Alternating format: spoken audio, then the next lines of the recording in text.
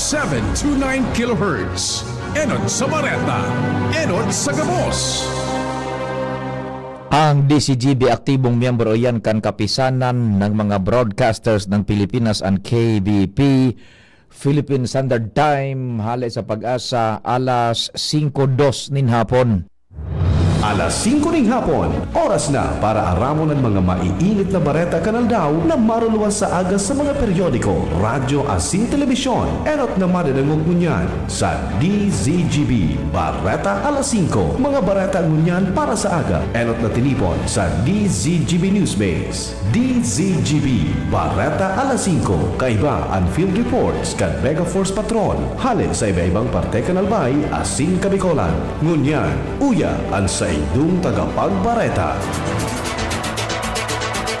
Maray na hapon sa pangaran po kan Mega Force Patrol asin kang News Base. Ako pan sa indong magiging tagapaghatod bareta si Pio Fernandez. Didi po sa DZGB, mga bareta ngunyan para sa aga. GB, garantizadong bareta. Inutuntan detalyas kan bareta sa lado lokal. Nasa linya si Joshua Bino. Joshua, marhay na hapon. Please go ahead. Sa privilege speech, katakod ang regular na sesyon ngayon na pagkahapon ni Board Member Das Marmilla, pinagsuwestiyon kini sa mga membros kan sanggunian panlalawigan kan na albay sa DPWH asin sa provincial government na sa giraray ng buksan ang Peñaranda Park digdi sa Legazpi City. Sa presente kayang ini, pantinidong sarado sa publiko ang Peñaranda Park matapos ang nangyaring insidenteng pagbagsak kan retractable roofing kan stage kini kan uminaging Agosto 30, 2025. Ang suwestyon ni Marvilla, maghuroron ang DPWH, ang provincial government asin ang contractor, asin paghuroron ang posibilidad na sa giraray na buksan ining Peñaranda Park para sa publiko. Harami na ang selebrasyon kan Pasko asin dakulman na mga residente na namumuya asin nag-enjoy na magpurpasyar asin magturotambay sa nasabi ng parke. Kung kaya sigon kay Marmilla, kung halimbawa pigahalat pa ang konkretong bubong kan stage digdi sa Peñaranda Park, iyon lang mo na ini ang saraduhan sa ibang parte kan parke buksan na para sa publiko. Kung kaya pigahalat pa kung ano ang magiging resulta kan privilege speech na ni na nagmamabot sa paagi ni Board Member Das Marmilla sa giraray ng buksan ang Peñaranda Park digdi sa syudad kan Legazpi. Dagdag na bareta, Joshua Bino, PCGD. Ang baretang ini hatod sa Indukan. Plemex. Pag may ubo o hika, Plemex agad. Basta lagundi, Plemex. Thank you so much, Joshua. Mientras tanto, dagdagan tapan istorya sa lado lokal. Nasa linya man si Angel Mustasa. Angel, marhay na hapon. Please go ahead na.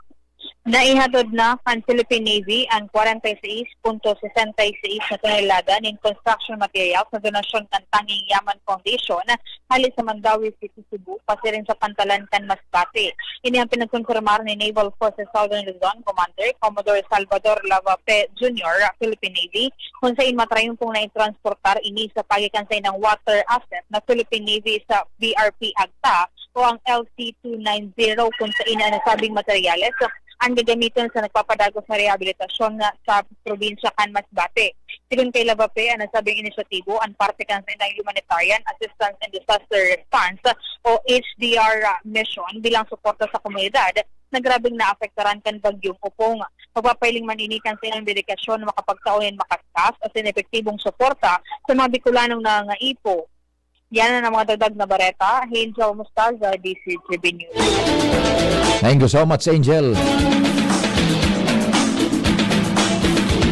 Ngunyan sa detalyes kan bareta sa lado nasyonal, tinawan doon ni Presidente Ferdinand Marcos Jr. na dai magkakanigo ang simple sanang pagdimitir kan mga opisyal de gobyerno na invuelto sa anomalya sa flood control projects para makaligtas sa paninimbagan.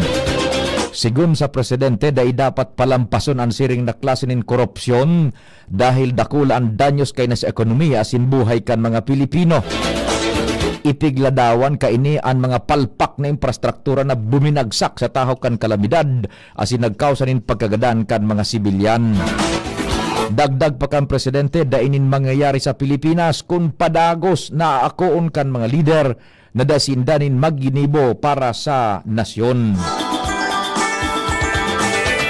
Sa katakod pang Bareta, bako supisyente na magbuta sa pwesto ang mga pinag-aakusaran na invuelto sa anomalya sa multi-bilyones na flood control scam. Ini ang pahayag ni Presidente Ferdinand Marcos Jr. sa iyang podcast, katakod ka nagpapadagos na investigasyon sa pag-araman na anomalyang flood control project sa nasyon. Sigun sa presidente, dai matunong an sa iyang administrasyon sagkod na dai napapanimbag ang mga nagkamal nin kwarta kan mga Pilipino dahilan tadakula ang naging danyos kaini sa ekonomiya pati na sa buhay kan mga Pilipinong naafektaran kan mga pagbaha. Dagdag pa ni Marcos, daing mangyayari sa Pilipinas kung magpapadagos ang arog kaining sistema dahilan tapirang dekada na nangyayari ang arog kaini gibo kung ang araw kaining gibo kung kaya sa sayang administrasyon sisiguruhon niyang may maninimbag sa paghabon kan kwarta kan tawo.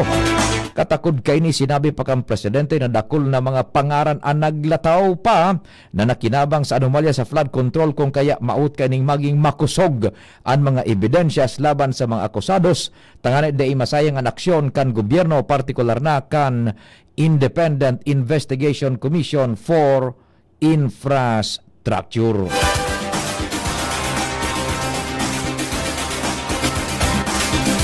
Mientras tanto, may magkakadigong padusa ang si Isay manamawaldas kan fundo kan Pilipinas sigun kay Presidente Ferdinand Marcos Jr.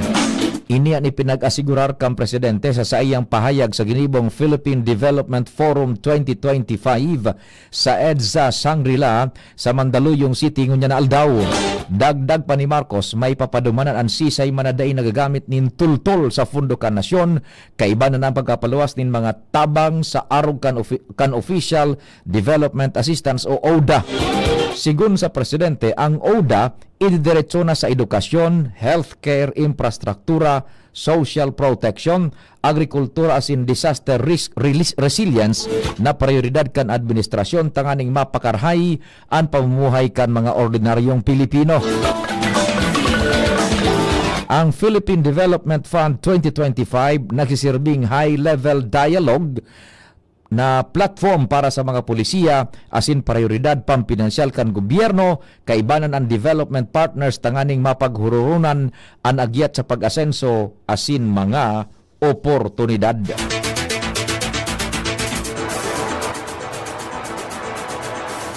Ibinida ni Presidente Bongbong Marcos Jr. Na ibinalyo kan gobyerno ang sobra sa 26 bilyones de pesos na fundo hali sa mga flood control projects pasiring sa Departamento kan Edukasyon sa presenteng setup. Ipinag-anunsyar ini kan presidente sa selebrasyon kan 2025 National Teachers Day sa Pasay City ngunya na aldaw.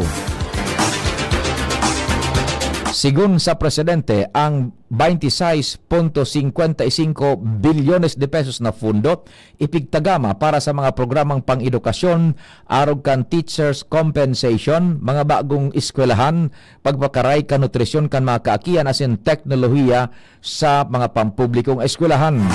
Tinauan doon man kang presidente na mas makikinabang ang sektor kan edukasyon imbis na mga flood control projects na pigasabing bako viable o bako kapaki-pakinabang sa presente.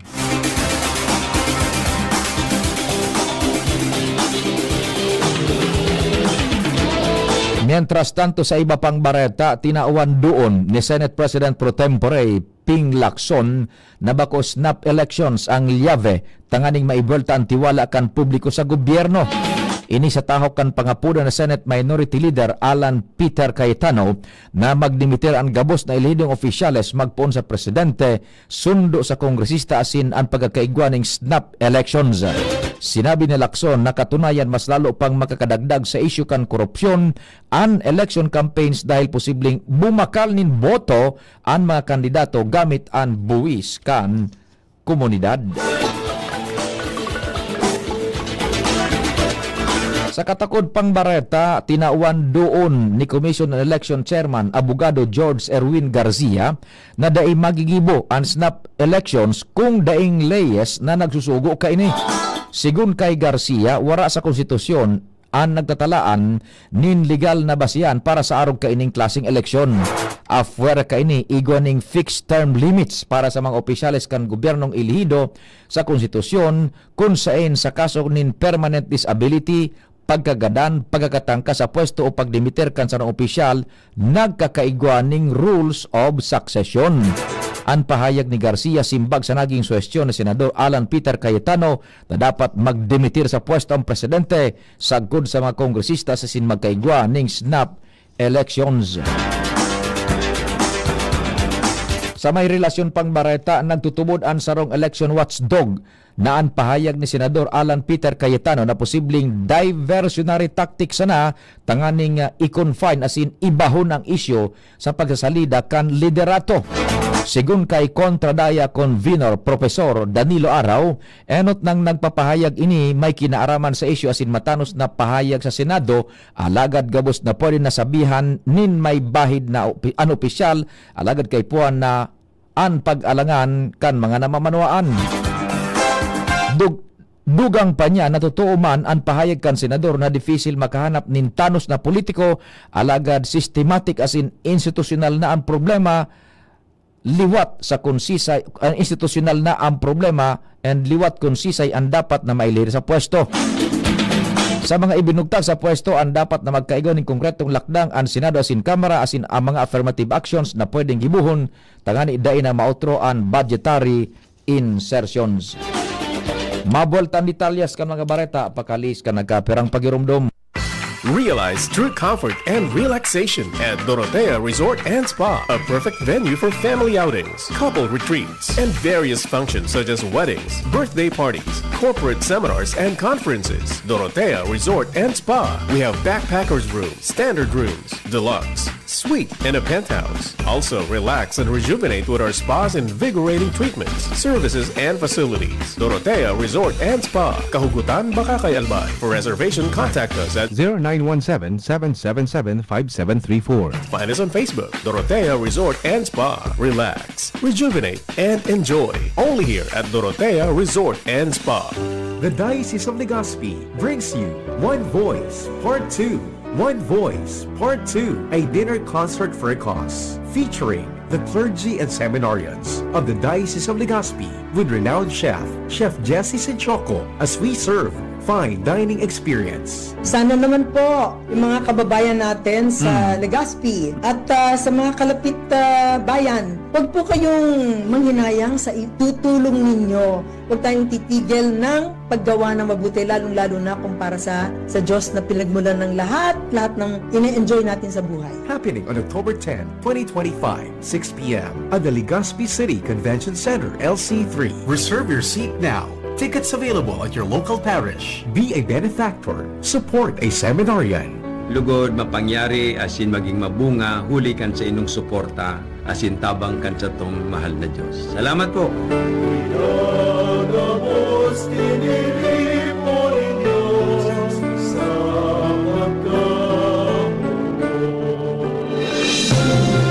Mga tugang, abangan ta ang pinakabagong programa digdi sa DCGB Radio. Ang programang mahatod ning mga impormasyon, mga istoryang kapupurutan nin inspirasyon na naidulot kan pagtatrabangan ganing maiangat ang pagkabuhay kan mga Bicolanong para omang benepisyaryo. Mag-iribahan kita alas 10:30 hasta alas 11 ning pagkaaga. Magantabay asin maghinanyog sa kape asin baretang agraryo. Ubo ng anak, nakababahala, baka plema. Para dyan, Plemex for Kids ang pambato ko. Ang Plemex for Kids ay gawa sa lagundi. Tinutunaw at pinalalabas ang plema. Ginhawa para sa bata, peace of mind para kay mommy. Camille Prats Yambao po, nagfi-flex for Plemex. Pambatang lagundi, Plemex! Vitex Segundo L is the generic name of Plemex for kids. If symptoms persist, consult your doctor. Mommies, agapan agad ang ubo at plemang nakabara. Pambatang lagundi, Plemex! Nagdadangog kamo sa DCGB. Always number one, always at your service. Diretso kan detalyas kan mga bareta sa lado nasyonal, ipagpapadagos ang mga pagdangog sa confirmation of charges kontra kay dating Presidente Rodrigo Roa Duterte sa lalong madaling panahon kesa sa mga nakaaging kaso sa korte. Sigun kay ICC Deputy Prosecutor Mamay Mandiaye Niyang sa iyang filing na may petsang September 29, sinabi kan ICC Prosecutor na piglalao man na idadagos ini sa mga masunod na bulan maski pa ipinag-uktabakan ICC Pre-Trial Chamber 1 ang confirmation charges hearing kan dating presidente kan September 23. Nagkapera sa mga rason kan ICC prosecutor para sa pagpapadagos kan mga pagdangog iyuan redacted o dai sinabay sa public version kan sa iyang filing. Mas kinaunambitan kan ICC Deputy Prosecutor ang duwang kaso kung saan inabot nin sarong taon ang confirmation of charges hearing kan maghampang ang mga sospek sa korte.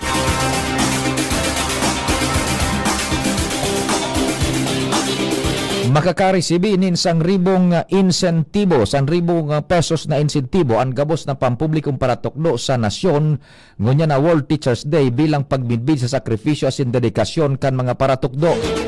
Sigun sa Departamento de Edukasyon sa irarom kan administrasyon ni Presidente Ferdinand Marcos Jr., mas binakusog ang suporta sa mga paratokdo sa paagi kan manlain-lain na beneficios. Kasabay digdian masalangkaw na teaching as in medical allowances, special hardship allowance para sa mga nasa hararayong lugar, as in pinahiwas na career progression system.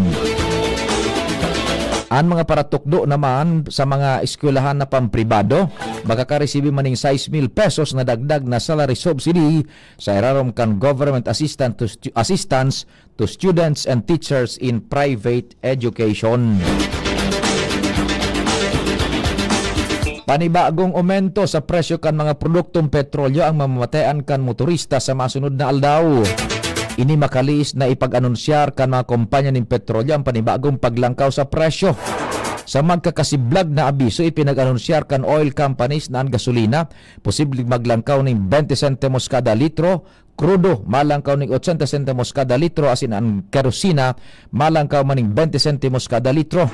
Magiging efektibo ang panibagong paghiro sa aga aldaw nin Martes. Ipigbusol ni House Speaker Faustino Boji D. III na maibuelta sa 35% hali sa presenteng 15% ang tarifa na ipigpapataw sa pag-importar nin bagas para mapugulan ang pagruso kan importadong bagas sa Pilipinas.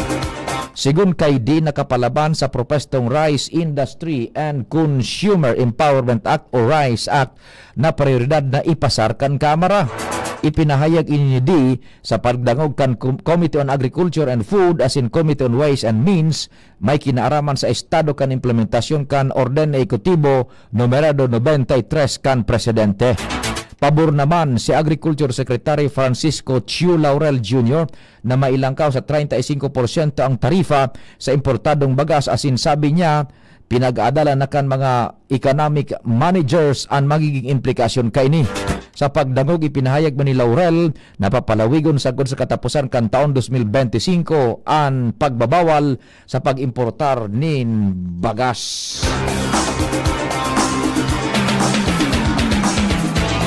Ipaprioridad kan Kamara de Representantes ang pagpasar kan propestong Rice Industry and Consumer Empowerment o RICE Act na mapakusog sa National Food Authority asin mapadakol ning supply nin bagas sa Pilipinas.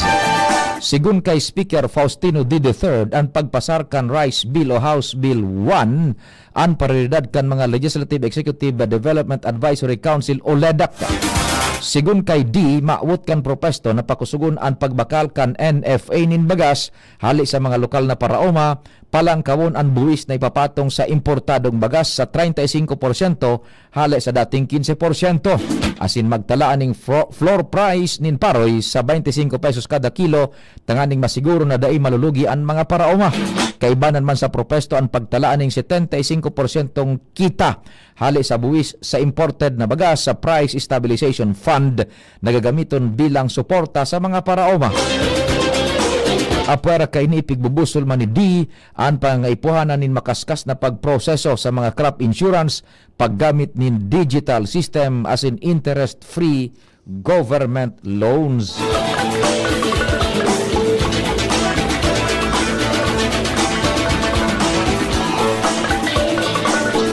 Ipig-anonsyar kan komisyon kan serbisyo sibil na pwede nang matauwanan ng civil service eligibility ang mga sanggunian kabataan officials o SKO na nakatapos ng 3 taon na termino asin may marhay na record sa serbisyo. Base sa CSC Resolution Numerado 25000752, ang sangguniang kabataan official eligibility o SKOE pwede nang gamiton para sa first level position sa gobyerno, apwera sa mga trabahong nangangaipuhan nin board exams o espesyal na kwalifikasyones. Sigun kay CSC Chairperson Abogada Marilyn Yap, pigmimidbid kan eligibility ang ambag kan mga jóvenes asin tawan sinda nin tsansa tanganing ipagpadagos ang serbisyo sa gobyerno. Sakop kan SKOE o ang mga SK officials o kaya sakop kan SKOE ang mga SK officials na nagserbi sa irarom kan sangguniang Kabataan Reform Act of 2015 kasabay ang mga nagserbi kan taon 2018 sagkod taon 2022 basta natapos ang bilog na termino. Piglinaw naman kan komisyon na ang mga SK chairperson sakop kan barangay official eligibility o BOE asin bako ang SKOE. Nagpunang pagresibi nin aplikasyones para sa SKOE kan Sabado, Oktubre 4, 2025 asin pwedeng isumitir ini sa mga regional offices kan CSC pati naman kan sa indang mga field offices kung sa inanerbihan ang presenteng nakaistar na aplikante. Ultimong detalyes kan Bareta ipig-anonsyar ni Manila Isko o kaya Manila Mayor Isko Moreno na pupuna na kan lokal na gobyerno ang pagkapaluwas nin haloy ng allowances para sa mga paratukdo asin ng teaching personnel sa mga pampublikong eskwelahan sa syudad. Sigun kay Moreno nakatipon ang syudad nin halos 160 milyones de pesos hale sa mga national government contractors na nagkaigwan ng operasyon sa Manila. Ang nasabing kantidad gagamiton para masimbagan ang mga pagkakautang kan syudad sa mga paratukdo na nagpunpa kan bulan nin Abril. Sa pangarang ka nagsururat kan informasyon sa pangenot ni News Director Mardila, Jen Matthew Balyaran, Nicole Ann Gloriani, Mega Force Patrol, Tata Nems Flora sa Master Control, sa IT si News Director o kaya si Jerome Nico Martinez. Ako po sa indong naging tagapaghatod Bareta si Pio Fernandez. Salamat, marhay na hapon. Pre, makinig ka muna. Payong kaibigan lang ha.